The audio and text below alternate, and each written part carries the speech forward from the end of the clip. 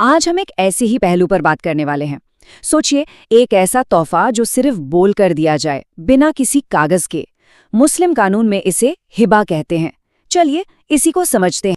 तो सबसे पहला और सबसे बड़ा सवाल यही उठता है, क्या बिना किसी कागजी कार्रवाई के, बिना किसी पेपर वर्क के कोई तोहफा दिया जा सकता है? जरा सोचिए इसके बारे में।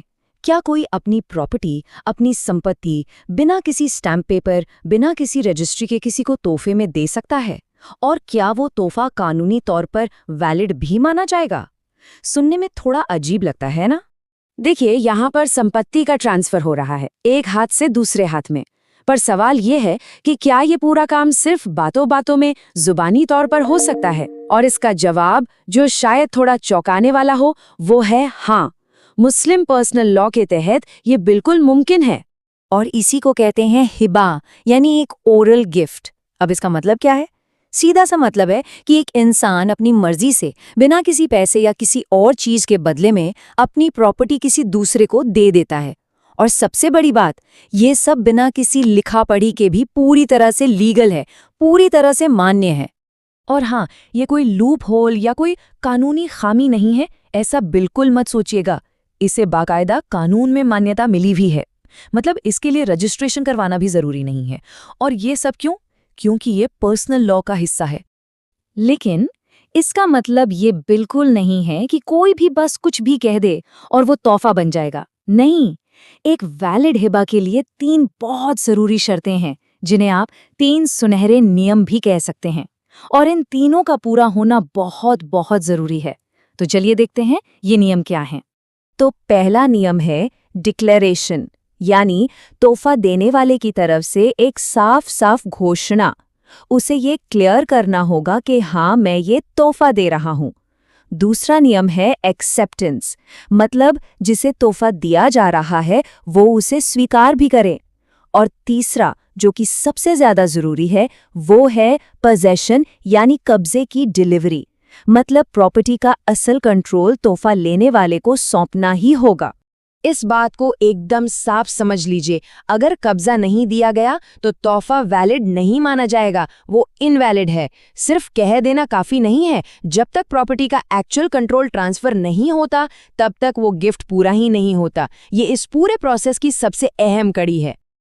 अच्छा, तो अब ये सवाल भी मन में आता होगा कि कौन है जो तोहफा दे सकता है, और क्या कुछ भी तोहफे में दिया जा सकता है? तो हाँ, इसके लिए भी कुछ नियम तय किए गए हैं। तो तोहफा कौन दे सकता है? पहली शर्त, वो एक मुस्लिम हो। दूसरी, वो बालिग हो, मतलब मेजर हो, और उसका दिमागी संतुलन ठीक हो। और तीसरी, और ये बहुत जरूरी है, कि वो उस प्रॉपर्टी का लीगल ओनर, यानी कानूनी मालिक हो जिसे वो गिफ्ट कर रहा है। अब बात करते हैं कि तोहफे में क्या दिया जा सकता है।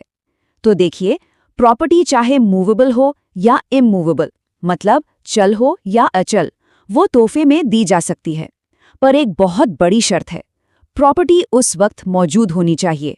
मतलब आप किसी ऐसी चीज का तोहफा नहीं दे सकते जो आपको भविष्य में मिलने वाली हो। सीधी सी बात है, जो चीज आज आपकी है ही नहीं, उसे आप किसी और को दे कैसे सकते हैं? अब जैसा कि ज्यादातर कानूनों के साथ होता है, यहाँ भी कुछ अपवाद हैं। मतलब कुछ ऐसी खास सिचुएशंस हैं जहाँ कब्जा देने का ये जो सख्त नियम है, वो थोड़ा सा बदल जाता है। तो क्या हैं ये एक्सेप्शंस? देखिए, अगर तोहफा पति और पत्नी के बीच है, या फिर कोई अपने नाबालिग बच्चे को तोहफा दे रहा है, तो ऐसे में फॉर्मल तरीके से कब्जा ट्रांसफर करना जरूरी नहीं माना जाता। और एक और केस है, अगर प्रॉपर्टी पहले से ही उस इंसान के पास है जिसे तोहफा दिया जा रहा है, तो फिर से कब्जा देने की बात ही नहीं उठती। और ये बहुत प्रैक्टिकल बात है। कुछ खास पारिवारिक रिश्तों में कानून भी इस बात को समझता है कि पोजेशन का फॉर्मल ट्रांसफर करना शायद प्रैक्टिकली ना हो। खुद सोचिए, पति पत्नी एक ही घर में रह रहे हैं। अब पति अगर पत्नी को वो घर तोहफे में दे, तो कब्जा कैसे ट्रांसफर करेगा? कानून इस प्रैक्टिकल बात को मानता है। तो अब सवाल ये है कि ये कानून आज भी इतना मजबूती से क्यों कायम है? इसका जवाब हमें मिलता है सुप्रीम कोर्ट के फैसलों से, और जो जरूरी बातें हमने अब तक सीखी हैं उनसे। तो चलिए इस पूरी बात के जो की पॉइंट्स हैं उन्हें एक बार फिर से देख लेते हैं। देखिए, सुप्रीम कोर्ट ने भी इस पर अपनी मोहर लगाई है। 2009 के अब्दुल रहीम वर्सेस शेख अब्दुल जबर केस में कोर्ट ने साफ साफ कहा था कि अगर वो 3 जरूरी शर्तें, याद है ना, डिक्लेरेशन, एक्सेप्टेंस और पोजेशन, पूरी हो जाती हैं तो एक ओरल गिफ्ट यानी हिबा पूरी तरह से वैलिड है। तो चलिए इस सारी बातचीत को 4 जरूरी पॉइंट्स में समेट लेते हैं। पहला, ओरल गिफ्ट या हिबा बिना किसी लिखा पढ़ी के कानूनी तौर पर वैलिड है। दूसरा, इसके लिए वो 3 शर्तें पूरी होनी ही चाहिए: डिक्लेरेशन, एक्सेप्टेंस और डिलीवरी। तीसरा, इन तीनों में सबसे जरूरी है कब्जे की डिलीवरी। और चौथा, गिफ्ट सिर्फ उसी चीज का हो सकता है जो अभी मौजूद है, किसी फ्यूचर प्रॉपर्टी का नहीं।